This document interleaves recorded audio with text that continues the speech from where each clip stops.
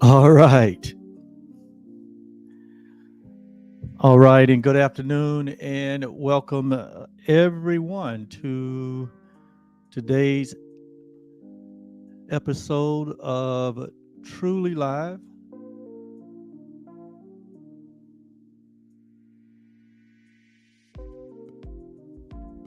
I think I'm on the wrong show. Let me start over. I got too many things going.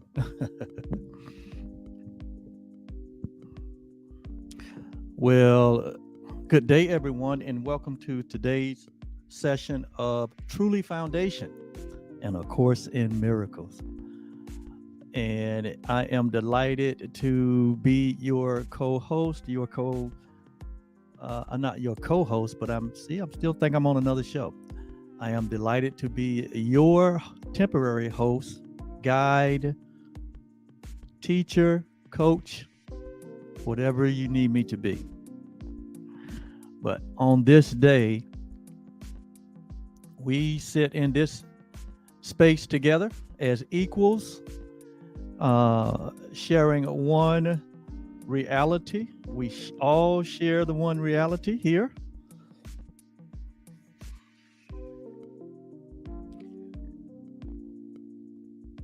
The nature of our reality is oneness. This is what A Course in Miracles shares, and that's what we share here on this platform. That the nature of our reality, the creation of God, the Son of God, the daughters of God. I'm not talking about the Son of Man. I'm not talking about that which man does to create a body. And then that body is being influenced by a mind. That's the Son of Man. And that's temporary. That has a beginning and an end. But I'm talking about our reality, the nature of our reality, the nature of humanity's reality is that there is but one source. We have not made ourselves. There's not multiple sources. There's only the one source. When I say one source, that means there's only one life. Like there's only one sun. There's only one moon. There's only one breath, or there's only the one air that we all breathe. All right. And all this is symbolic of the fact of oneness is what is our true nature. And so we all share the same one life, the same one being, the same one self. Oneness is our reality. And so we share our one being with everyone and with everything, because that one source is the source of all life, all being. We use the term God or love as both encompassing terms to signify the reference of oneness. And any word that we use becomes inadequate to that which is limited, because we're using that which is limited to try to describe that which is unlimited. So any word can be say, oh, it's not adequate.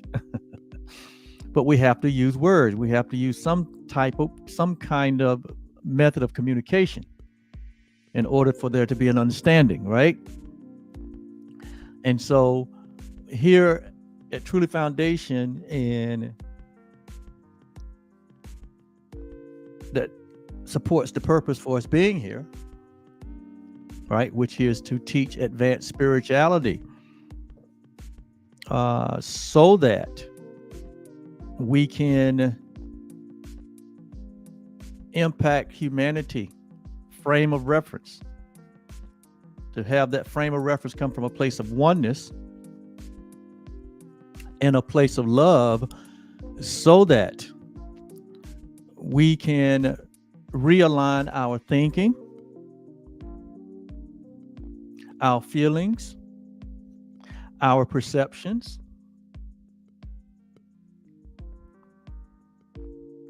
our actions, and our results,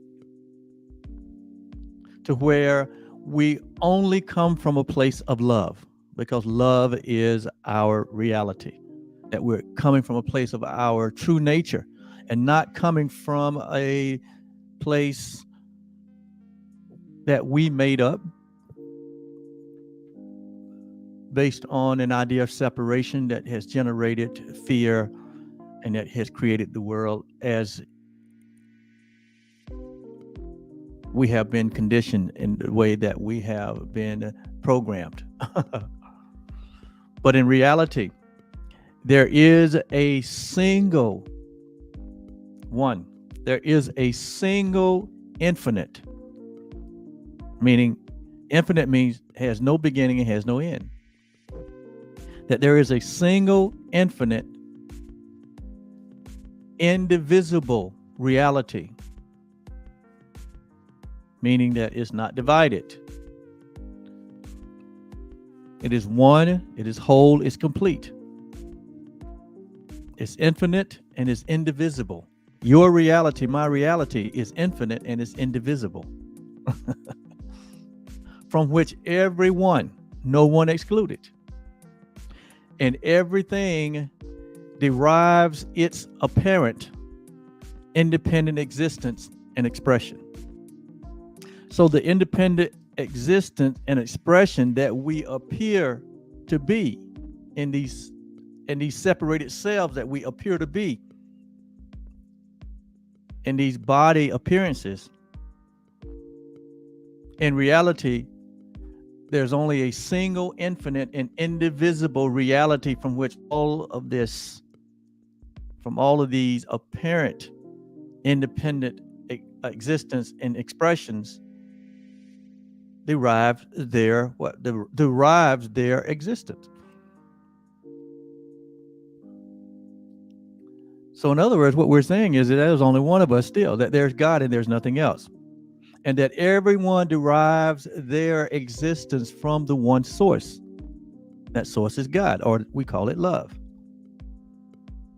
And so when we awaken, which is one of the goals of this platform, is for humanity's awakening, for humanity's awakened consciousness, so that we become conscious to our true nature, the reality of our oneness. That's one of the purpose of this platform. And that's one of the purposes why we share advanced spirituality. So when one awakens, everything that is form or formless, everything that can be heard or can be seen or can be felt or can be touched or can be smelled, and everything that is not seen, that is formless, everything, nothing is excluded here. It says when one awakens, everything in form and formlessness becomes transparent. It becomes transparent, meaning that when you awaken to the reality of oneness, all things are the one thing, and that's what makes them transparent. You can look through the facade, you can look past the symbol, you can look past the object and see the oneness in everything. That is what awakening is, when you can see from the perspective of your reality of oneness, like God does, like love does. Sees everything as what? As one thing.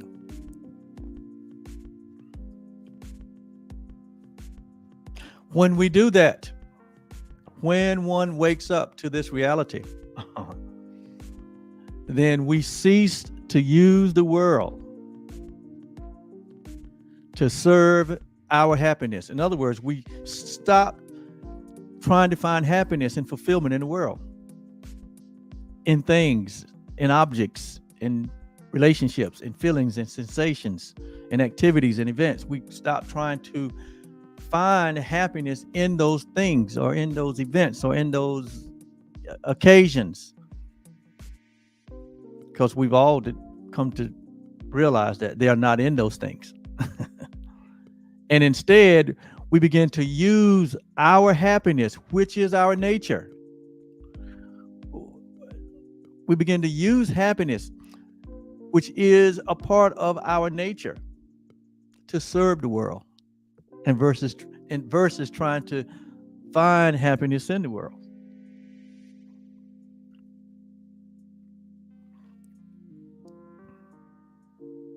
And so that was my introduction to today. So today we're going to start another new theme and a new 10 lessons that will highlight that theme.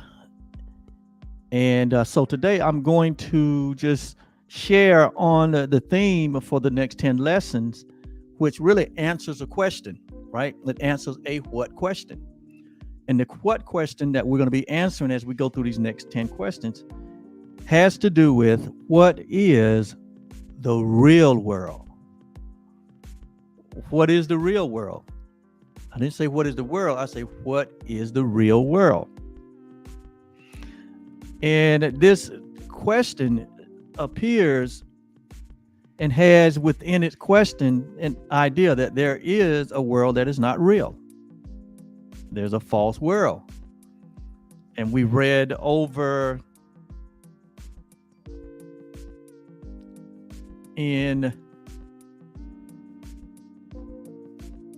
I think we read over in one of the previous sections where it says the world is no more than a false idea. It's a false idea concerning humanity and our identification. So the world basically is, and then out of that false identification comes a thought system. We call it the ego thought system, right? And out of that ego thought system, it operates within a world of duality. And so the Son of Man experiences the world of duality, or the world of perception. We're born into a world of perception. We're not born into a world of oneness. We're born into a world of multiplicity, where it appears that everything is separate, everything is divided, and everything has its own separate interests, separate purpose. We're born into a competitive world. That's a good way to describe it. We are born into a competitive world. Just look at the world around us. It operates on what? Competition. And the whole idea behind competition is that someone has to what? In the world of competition, someone has to what? Someone has to win, and someone has to lose. So the whole idea in this world of perception is that loss is real, scarcity is real, birth is real, death is real,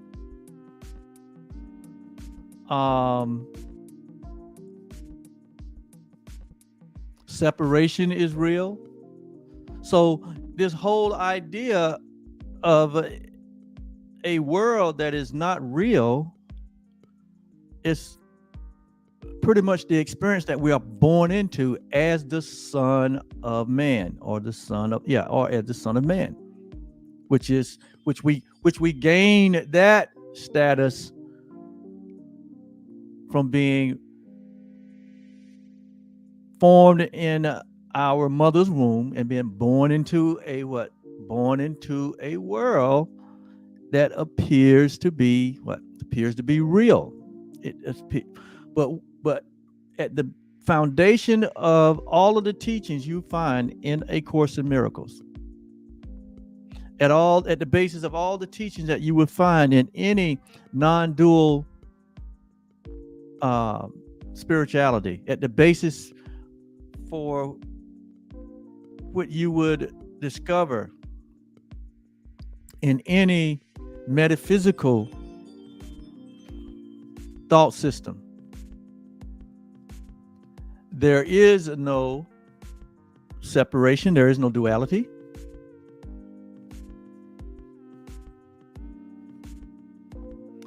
There is no duality. There is no separation. There is no opposites. And so the basis of the Course in Miracles, which is the spiritual resource we're using, at its core makes a fundamental difference between the real and the unreal. That which is real cannot be threatened. That which is unreal does not exist. Therein lies the peace of God. So here we are, having a human experience in a perceptual world.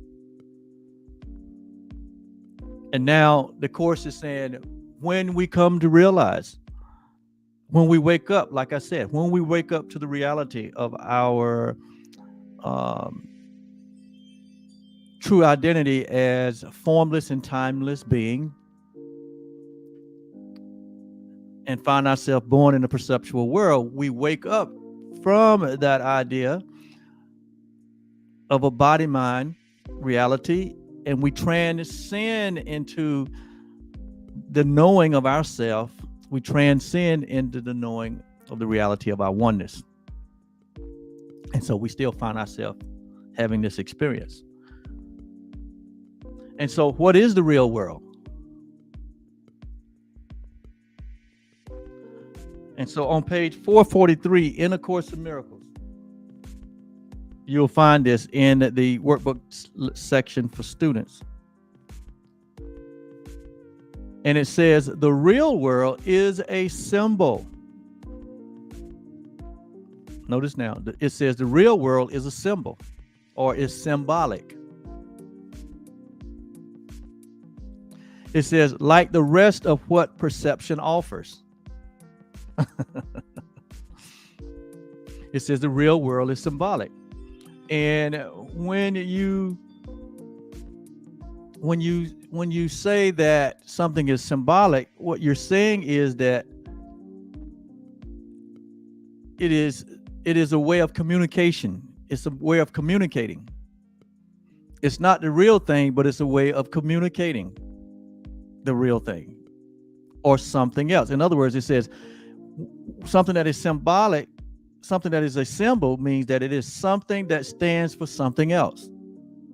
So it says the real world is a symbol. So it is a symbol that stands for something else. So when we say the real world, it stands for something else. What does it stand for? Okay. Just like everything in this world is a symbol. Everything in form are just symbols. You can say everything in this world are like emojis. Or everything in this world are like icons. Meaning the thing itself is not real. It just represents something else. It's a representation of something else. It is not the real thing. Like you've heard me say here many times before, that words are symbols. They're not the real deal. Like you hear people say, well, that's the word of God.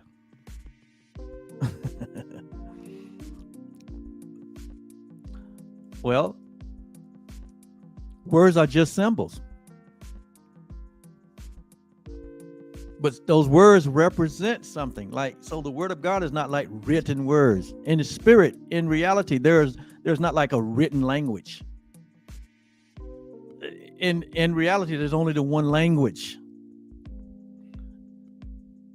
And that language is so pure and so whole and so complete that there's an instant knowing. It's a language of knowing. You only have words and symbols in a world of perception, right?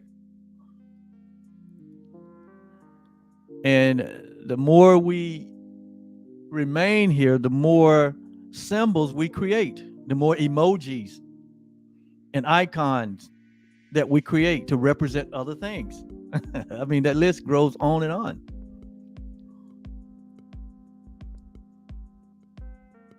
And so the real world is a symbol, like the rest of the like the rest of what perception offers. For example, your body is a symbol. It's not real. It represents something. Your words are symbols. If you look up into the heavenlies, the moon, the stars, the sky, the sun, the clouds, all of those are symbols. The trees, the animal, the vegetations, the water, the earth, everything is symbolic. It represents something else. So that means that it is not real. It is not real. It's just a means of communication. There's only one real thing, and it's not Coke. That was an inside joke. You know, the commercial said Coke is a real thing. But you would have to have some age on you to have heard that and understood that. But Coke is not the real thing. The only real thing that exists is God, is love, is oneness, is you.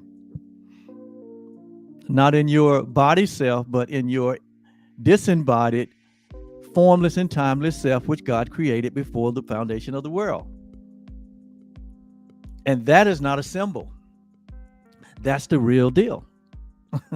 But the real deal is formless and timeless, right? It's formless, timeless, it's sightless, right? Like Jesus said, if anyone ever tell you that the kingdom of God can be seen, it's over there. The kingdom is over there. He said, don't go over there. He said, because the kingdom of God is not with observation. It doesn't come with sight. It doesn't come with sound. It doesn't come with, loud music, soft music. It doesn't come with any of the forms. It doesn't come with any of the forms, any of the religious forms or secular forms or any form for that concern. He said, if you are ever invited to go to where the kingdom is, he said, don't go. He said, because that's not the real thing. He said, but let me let you in on a secret. That's why I like Jesus. He said, let me let you in on a secret. He said, the kingdom of God is you. He said, the kingdom of God is you. It doesn't come by observation. And when he said you, he's not talking about your body self. He's talking about the you that God created, which is invisible.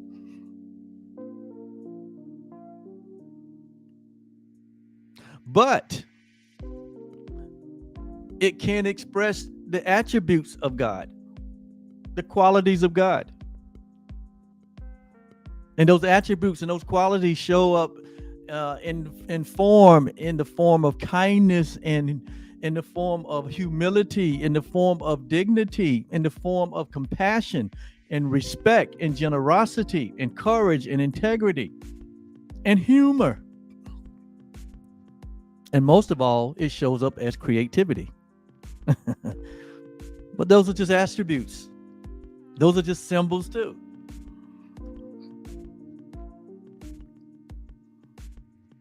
But what we are after, and what the ego is after, is to be able to take some form and bottle it up and say, here it is, y'all. So it can be sold on the open market.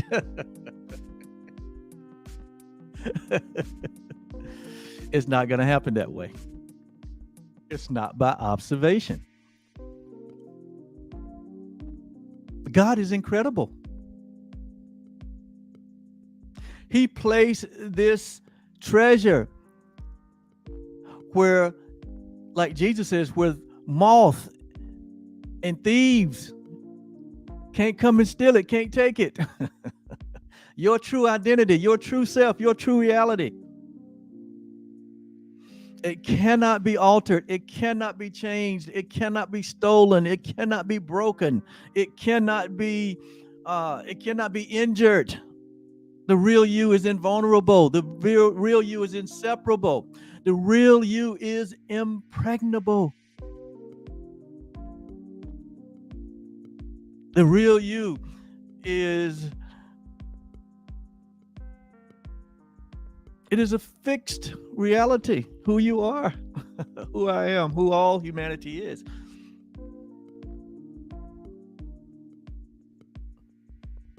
And so when we embrace this reality, we can finally relax, exhale, that all is well, knowing that all is well, knowing that we don't have to now jump at all the sights and sounds and features and adventures and news, all the comings and goings that happened on a daily basis, a moment basis. We don't have to respond to all of the ego ideas of separation. We don't have to get caught up in all of the fanfare of inequality and all of the things that we look upon that would try to communicate back to us that who we are is not so, that who God is ain't so, and love is not so. That hatred and division and separation and sickness and disease and poverty and mental instability and anxiety and fear is saying that all these things are what's real and what's winning and what's going to prevail. And it's not true. And so we have to stand in the midst of this barrage of communication coming after us and stand firm and confident.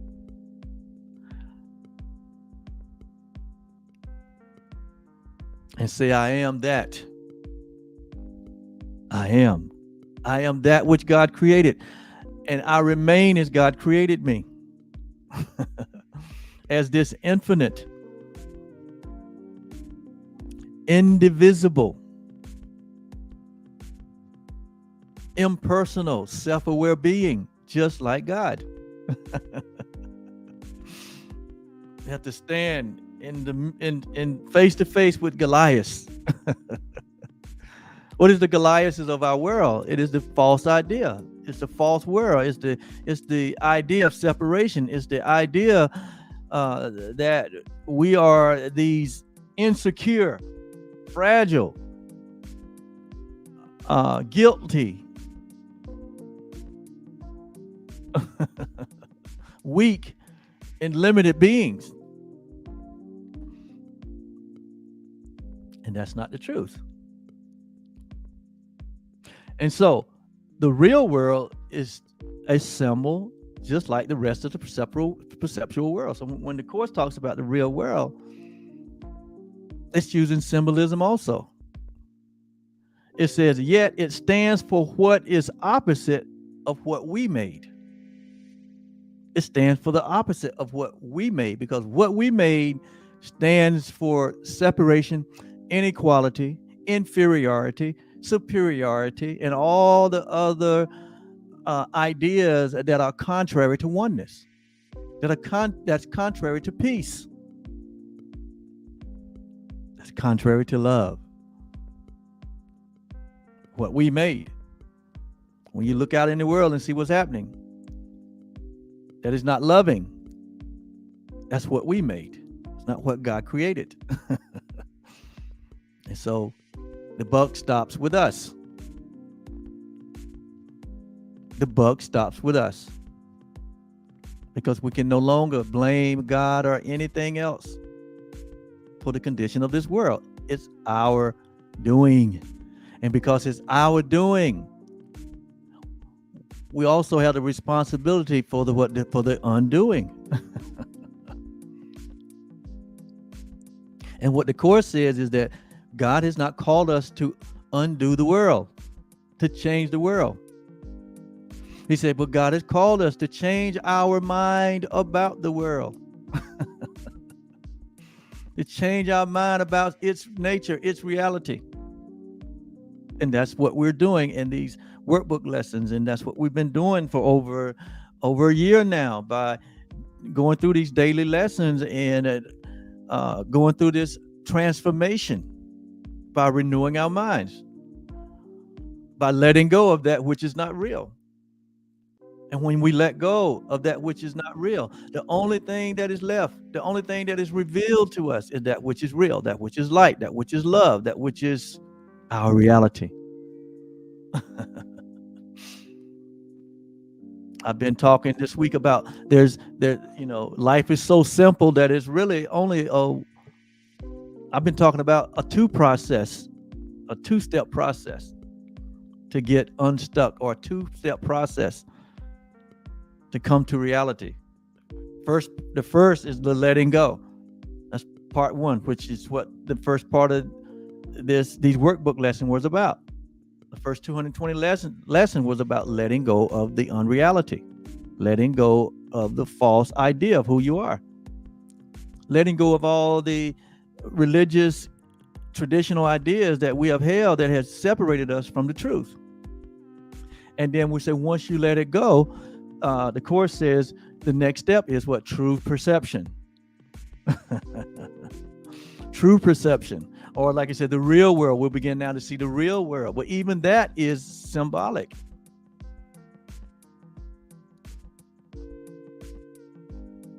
Because here, as we look into this, what is the real world, we're going to come to the conclusion that nothing has changed. Everything remains the same as it was. Until God makes the final step. What is the final step? What is the culmination of the final step? The culmination of the final step is when there is no more memory of this whole idea of separation. In other words, when all of this has run its course, when we done run out of new ideas to be something that we're not, when we done made everything that we can make to be a substitute for the truth. Once we have exhausted our efforts,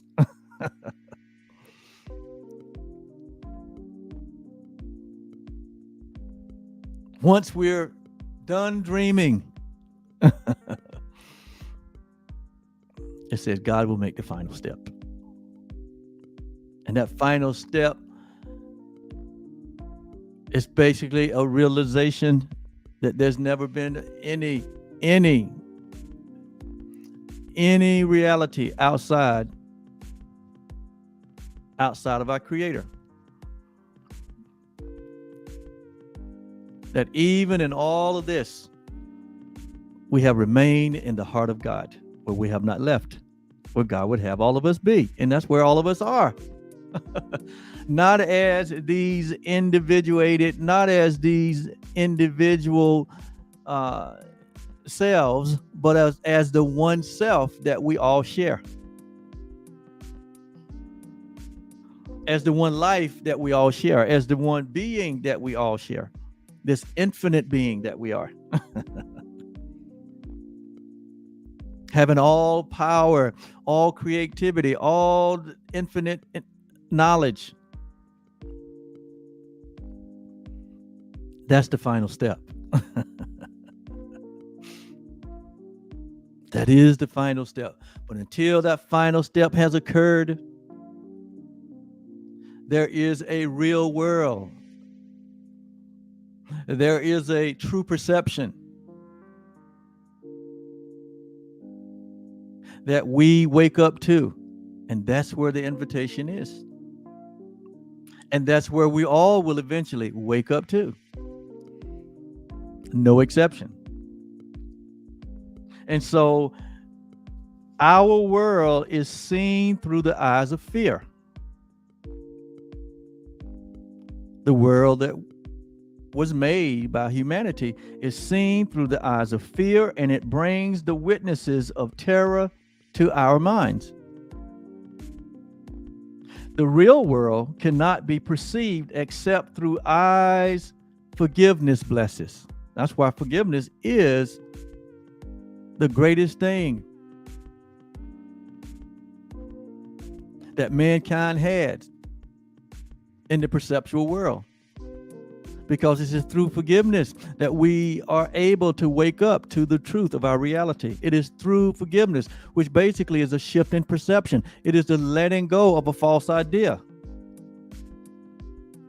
that allows us to see the real world, that allows us to have a shift in our perception, that allows us to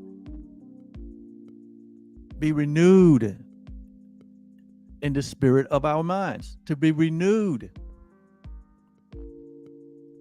into the awareness of our reality. And so the real world cannot be perceived except through the eyes forgiveness blesses. So they see a world where terror is impossible and witnesses to fear cannot be found.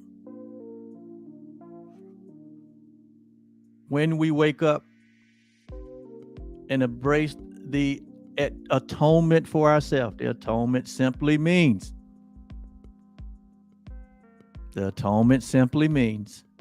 that we have accepted our reality as one with God. That's all it means. That we are at one with love, that we are at one with eternity, at one with infinity, that we're at one with reality, and we're at one with truth. And that there is but the one God, there is but the one self, and we all share it. That there is but the one will, and that is the will of our Father. That is the will of God. That there are no individual interests, but there's only the one self-interest that we all have, that we all share as one, all living things. It's just that simple. It is just that simple. And it doesn't take two steps. It only takes a recognition. It only takes a recognition of the truth. And when we recognize the truth, that which is not true automatically is dispelled. So in reality, there really only takes one step or one decision or one recognition. And everything in that moment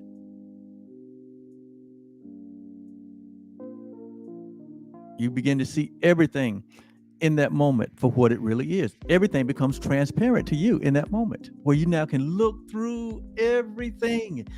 You're not bamboozled by the symbols and the signs and the sights and the sounds and the languaging of this world. You can look through everything. That's how, listen, that was the level of awareness that Jesus walked in on the earth. That's why it didn't matter what they brought to him. Didn't matter what kind of condition it was in. Didn't matter what kind of thinking they had. Didn't matter what the history was, the tradition was. It did not matter where they were from, who they were. Anyone that was brought to Jesus, his transparency transcended all of those negative symbols, those negative sights and sounds.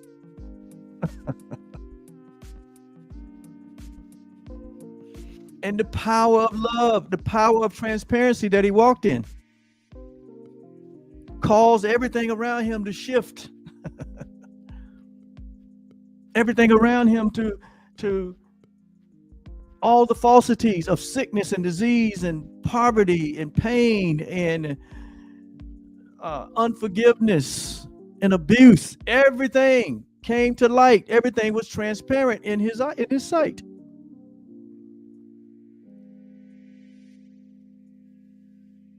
That's why he told the lady at the well, that's not your husband. And the 8 you got at home, he said, that's not yours. They're not yours either. He amazed people because when they came into his presence, he knew everything about them. Why? He said, I knew what's in the heart of man. He knew what was in the heart. He knew the falsity in the heart of all humanity. And even if man tried to put their best foot forward, he said, what? Go sell all of that stuff. And he was literally meaning that. He was not meaning that. What he was saying is, you need to give up this false idea of a world. And you need to know your true self. And so when you and I wake up, even today, here in 2023, to this reality of who we are, and as we really let go of all of the residuals of what the world called us and labeled us, when we finally let all those things go, there's a level of transparency that we walk in. There's a level of seeing that is beyond the natural. There is a level of knowing that is beyond the natural.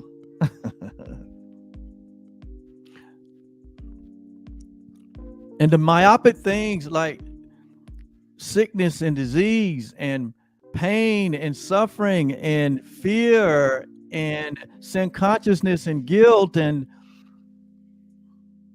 division and prejudices and inequality and anger and bitterness and hatred and all these myopic things, right?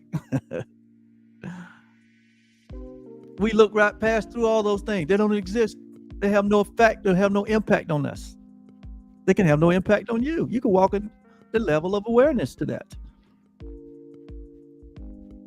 And that is your natural state of being.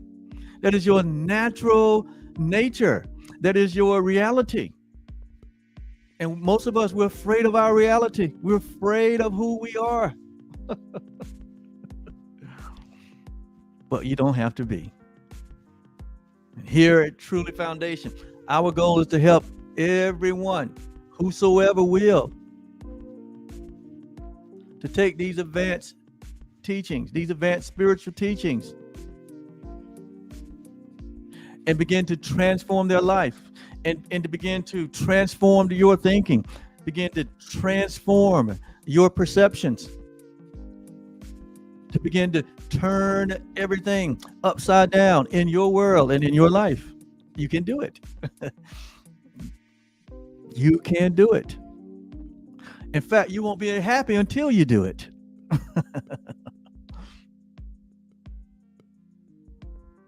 And so it is through forgiveness that we enter into this transformation. You cannot enter into transformation without forgiving yourself, forgiving this world, forgiving your neighbor, totally and completely, as though it never happened, because in reality, it never has happened. Things that happen in a dream, they are not real. So in reality, like I said, for true forgiveness is what you thought your brother did to you has not occurred. That is a totally different level than the world practice forgiveness. A totally different level. But that is the real level that is required in order for us to step into this awareness and this consciousness of the real world.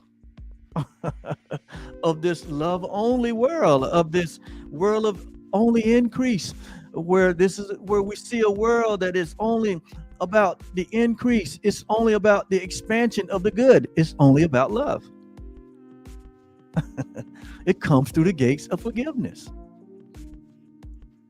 You cannot discount forgiveness. It would be like saying, I don't have to breathe. Because if you don't breathe, the body cease to be. If you don't forgive, the real world doesn't even seem to exist. All you can see are the sights and the sounds and the objects of this world and the messages that is sending to us. Like he said here, it sends you the witnesses of fear and terror. And so if we're walking in fear or walking in terror, we're walking in fear and terror because we have not quite accepted for ourselves our true identity, which there's nothing standing between you and your true identity but the letting go or the forgiveness of your false identity.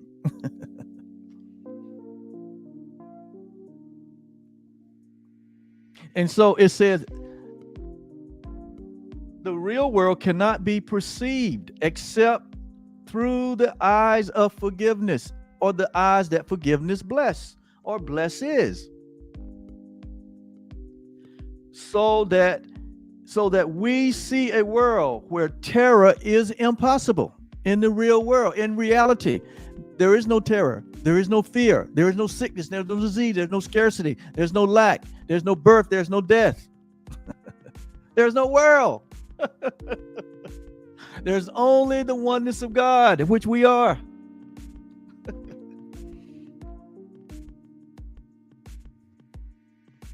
And witnesses to fear cannot be found. See, we are so in love with our personal self. We like the idea of separation. See, the idea of separation is our individuated selves. That we're separate and that there is no whole. There's only broken parts. That's the idea that created this entire space and place that we're habitating. And everything in this space and place communicates that. But it's not the truth. And it's not designed to be the truth. It is designed to be a hiding place for you to hide from the truth. It's designed to be a place of darkness where you can hide from the light. But every human that wakes up to the reality of the truth and become this bright light, that's why Jesus said, you become the light of the world. To bring the world out of hiding, to bring the world out of deception, to bring the world out of darkness, to bring the world out of its place of terror and its place of fear. Everywhere you see terror and fear in the world, it remains there because humanity has not awakened up.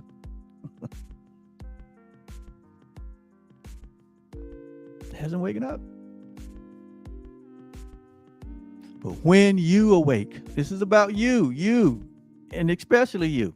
This is about me, and especially me. But when an individual wakes up to the truth of who they are, they become the light of the world. And they got there through forgiveness. They got there through forgiving themselves, the world, and all living things. And they understand now their oneness with all living things. And so it says, the real world holds a counterpart for every or each unhappy thought. Every unhappy thought you ever have come in contact with. Every thought of fear, every thought of doubt, every thought of separation, every thought of poverty, every thought that is not communicating abundant life. It says the real world holds a counterpart to that thought. Your nature is happiness. Your nature is increase. Your nature is creativity. And when these things are not present in our life, it's only an indication. It's not a judgment. It's only an indication that we're still are buying in to the belief in separation. We're still buying into our individuated selves versus the one self that we share. Except We're not buying into the one reality that we all share. We are so enamored by this individual self.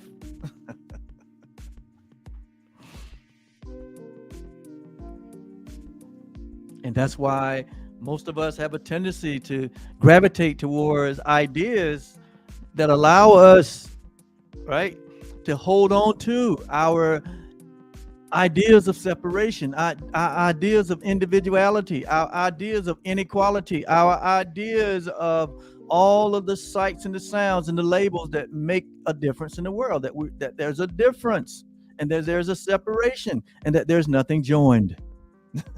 We gravitate towards those things. Because what? We love our individuated self. We love the idea of being able to be prejudiced. In other words, to not see everything as equal. That's what prejudice means. You don't see everything as the same. You don't see everything as equal.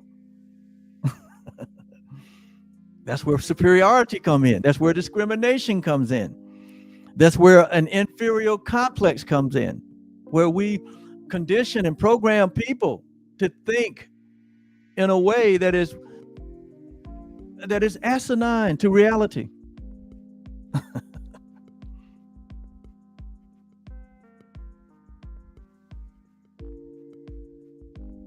We call it culture. What is the culture? What is the culture?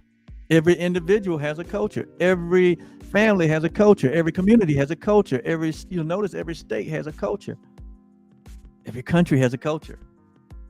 Every continent, there's a culture. But collectively, there's a world culture that still promotes the idea of separation, that still promotes the idea of differences, that still promotes the idea of inequality.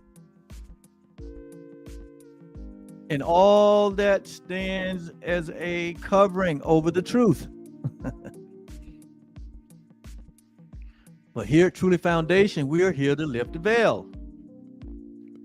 We are here to lift the veil. We're here to remove all of the falsity by sharing the truth, by sharing the light, by sharing the love. This is how we do it.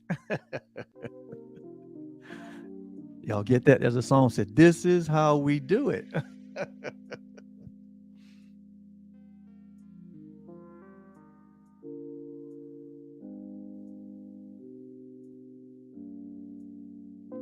So there's a counterpart. There's a counterpart to the counterfeit.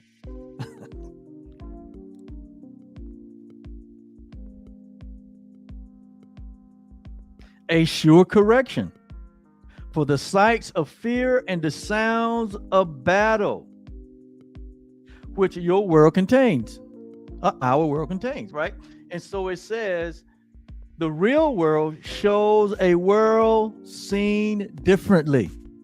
We had an entire lesson on the subject of I want to see was one lesson, and the other lesson was I want to see differently. Why? Because the way we were seeing was bringing on fear and judgment and terror and anger and confusion, and we wanted to see differently. That's what this whole journey has been about, seeing differently, seeing from the eyes of God, seeing from the mind of Christ.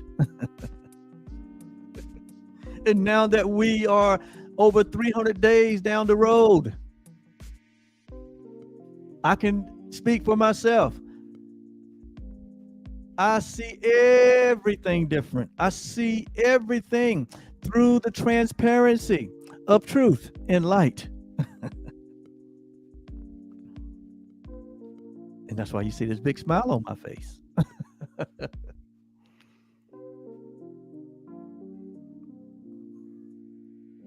The idea of separation, say, take everything serious. We take everything serious. That's what the idea of separation means, to take everything serious. Take the lie serious. And take anybody that's lying, take them serious. And you see how it's almost have run different governments in the ground, because one person can stand up and all they got to do is create the counterfeit and get up what they call a critical mass of people to say, yay, let's do it. And there you have it.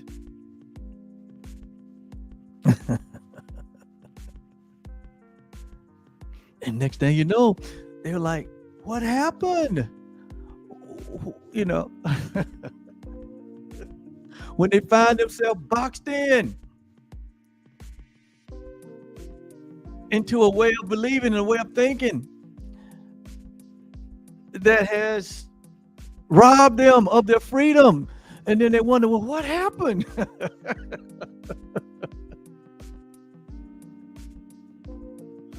What happened?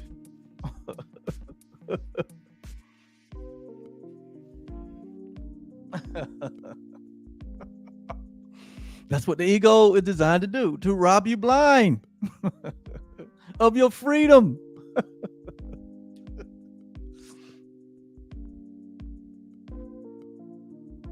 To where you can't even think for yourself. Just whatever they say, it goes. Whatever they say, blind. Don't give me no facts. That's how all nations have risen and fell, through the blindness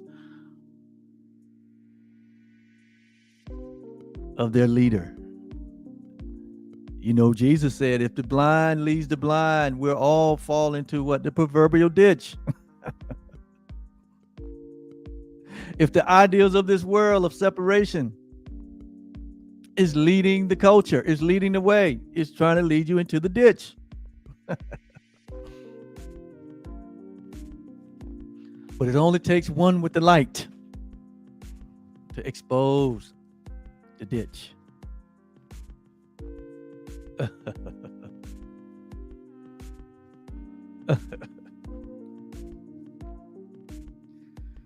So I'm going to finish this up.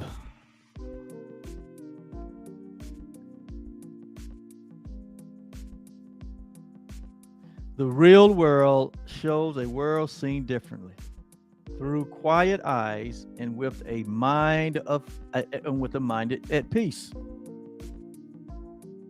When we see from our reality, we're seeing with quiet eyes and the mind of peace. Nothing but rest is there. There are no cries of pain and sorrow heard, for nothing there remains outside forgiveness. And the sights are gentle. Only happy sights and sounds can reach the mind that has forgiven itself. See, the mind has to forgive itself for going on a prodigal journey, for being bamboozled, for being self-deceived. The mind has to what? The mind has to what? Forgive itself. And when the mind forgives itself, all of the anger, all of the anguish, all of the terror, all of the sights and sounds of torture, all of the sights and sounds of deception, all of the inequalities, all of the social unrest, all of the things that have made humanity angry and mad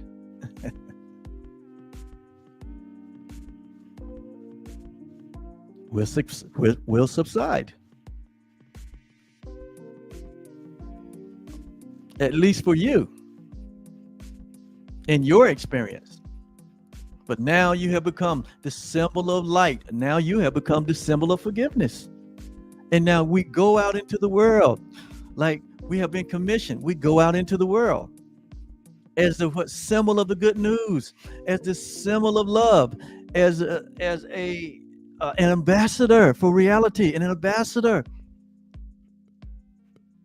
for our kingdom, which is all of our kingdom.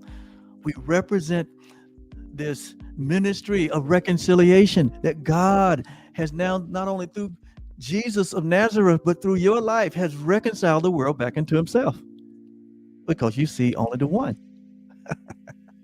That's the experience that you're looking for.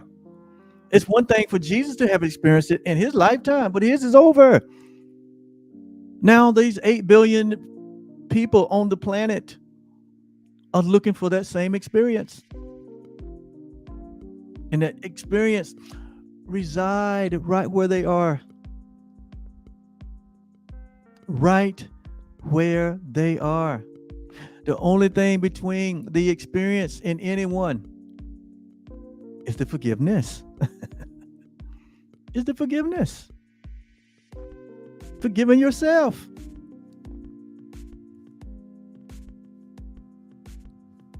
Forgiving yourself. Because there's only the one self. And when you discover the one self, you realize that the one self is whole and perfect and complete. And it needs no forgiveness. What needs forgiveness is that false self. Is the false self. But that's why here at Truly Foundation and at All Things Truly, our message is about the real you, not the false self, but the real you that loves you. Why? Because the real you that God created, that real you is love. That real you is infinite. That real you is indivisible. It's not divided, but it's a part of the one God self that we all share. It's a part of everything that has life. It's a part of everything, because everything in reality has life. If it exists, it has life. If it exists, it's been sustained by the what? By the love of God. And so everything becomes repurposed when you embrace your at one-ment. Everything. Nothing outside of you has to change for you to awaken. But everything outside of you will change, because now with your awakened state of mind, you will see and perceive everything in a new light. You will see and perceive everything as transparent. And all of it is now here for God. And everything is only here for God, only here for love. And so everything becomes usable for love.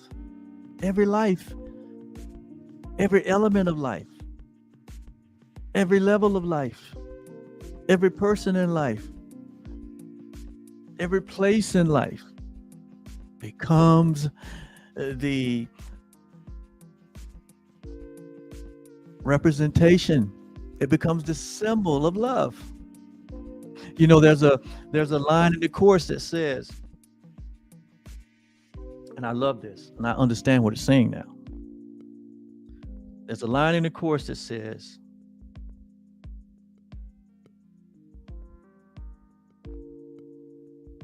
everywhere where there was an ancient hate, everywhere that there has ever been an ancient hate, everywhere where there has ever been a non-loving thought or idea or feeling or emotion or sensation or activity or event, every single place that there has ever existed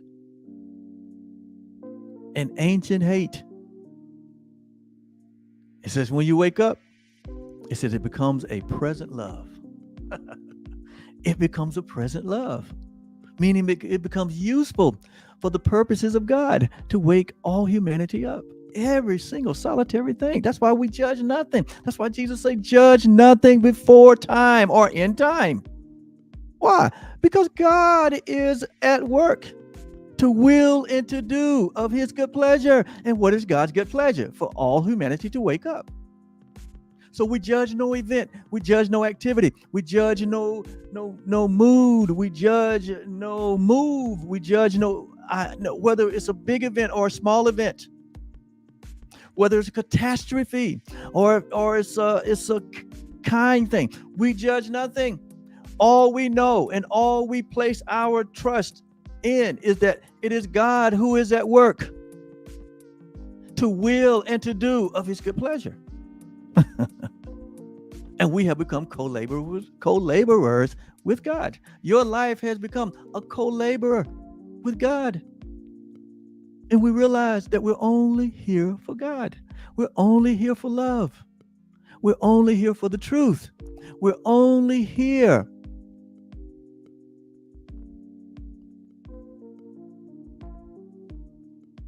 and so it is. And so it is. So it is in your life and my life, as one by one humanity comes to a place of the grand awakening. It's happening all around you. Fear not. Don't get thrown off by the big events that happens in the world. Don't get thrown off. Don't lose your faith. Don't lose your hope. Don't lose your reality. You can't lose it, but what I'm saying, don't lose your mind in it. Don't lose your mind in the cray-cray that happens. But know that it is God that is at work, and that all things are working together for the will of God. And by all means, don't think that God is responsible for any of the cray-cray. No, God is working through our craziness. He has to be an amazing God with amazing wisdom, with amazing intelligence to work through all of our shenanigans to bring us to a safe landing. And that safe landing is what the Course talks about, the final step. The final step. So you can rest assured, you can have complete certainty. You can have absolute certainty about your reality. You can have absolute certainty about your innocence, about your wholeness, about your completeness. You can have absolute certainty about your eternal life. You can have absolute certainty about your oneness with God and with everyone. You can have absolute certainty that you remain as God created you, that in reality, you are in the heart of God, because that is all there is right now. Right now. And so it is. I'm going to come back tomorrow to finish the other half of this lesson on what is the world. I know your perspective has been expanded, right? We're gonna stretch it some more. And we have the capacity to do it, because we are indeed these infinite beings. Thank you so much. Hello, Heidi. Have a great weekend. Sprint into the weekend, knowing that all is well, that just have the greatest time, whatever you're doing. You ought to be the happiest in the world, wherever you go. So enjoy yourself this weekend, Heidi. I am going to, like I do every day, So we'll see you back here on tomorrow for sure. We don't take off for these lessons just because the weekend. No, because in reality, there is no weekend. In reality, there is no week. There is no month. There's no year. There's no decade. There's no century. In reality, we are all swimming in this one big day, this one big ocean of love, and it has no days, no months, no years. Love is. It doesn't go through seasonal changes. Love remains the same. So enjoy the ocean of love. And we'll be back tomorrow. Bye-bye.